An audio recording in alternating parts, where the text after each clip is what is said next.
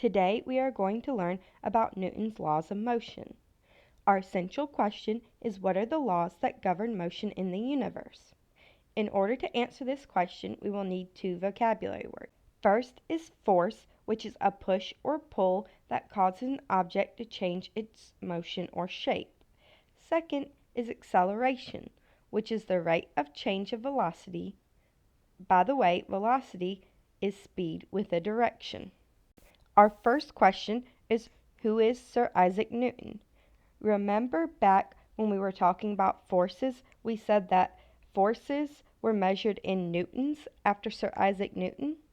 Well, now we're going to learn a little bit more about him. Sir Isaac Newton lived from 1642 to 1726. He was one of the most influential scientists of all time. His ideas about motion and gravity became the basis for modern physics. Now, Newton's three laws of motion are still being widely used to this day to describe the way that objects move in everyday life and the ways that planets and moons move through the universe. We have some lab station activities where we can observe these forces in class. Now, what is the first law of motion? Well, an object at rest stays at rest, or an object in motion stays in motion in the same direction and at the same speed unless acted on by an outside force. Think about it this way. If you're laying in bed in the morning, you've woken up but you haven't gotten out of bed yet, it's really hard to get out of bed sometimes. Objects in the universe feel the same way. They're kind of lazy. If they're just sitting there, they want to keep sitting there. However, if they're moving, they want to keep that same motion. That's why people who play like baseball or softball, where they have to catch the ball, if the ball's going faster, it's going to have a harder impact on your hand. It's going to be harder to stop because it wants to keep going. This phenomenon is also known as the property of inertia. The greater the mass, the greater the inertia. The greater the speed, the greater the inertia. Inertia is the reason why big trucks take longer to stop than small cars. It's also the reason why cars that are moving faster take longer to stop. For example, think about when you're riding in a car.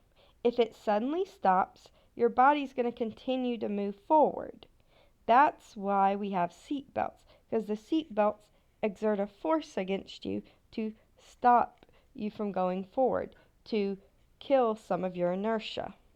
Now, let's discuss Newton's second law of motion. The greater the force, the greater the acceleration. The greater the mass, the greater the force needed for the same acceleration. So, basically, this boils down to force equals mass times acceleration. This is a mathematical expression for this law. Now, notice how force is on the left and mass is on the right. And so, force and mass, as one goes up, the other also has to go up. The same for acceleration. Force and acceleration, as one goes up, the other goes up. However, mass and acceleration are both on the same side, and they're multiplied together. So, if you have a constant force, then as the mass goes up, the acceleration is going to go down. Basically, as one increases, the other decreases. Think about playing baseball. The harder a player hits the ball, the faster the ball goes. If the ball had more mass, the same force would not accelerate the ball to such a high velocity.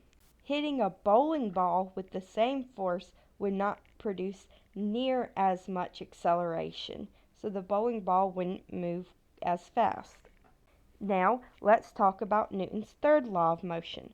For every action force, there is an equal and opposite reaction force. So forces are always paired. Think about a rocket. If you've ever seen a rocket take off, even if it was just a video, then you would see that the engine actually sends gases out pushing down towards the ground. The ground then pushes back up on the rocket. And similarly, when it's in the air, then the thrusters are sending gases out towards the air, but the air is also exerting a force on the rocket, making it go up.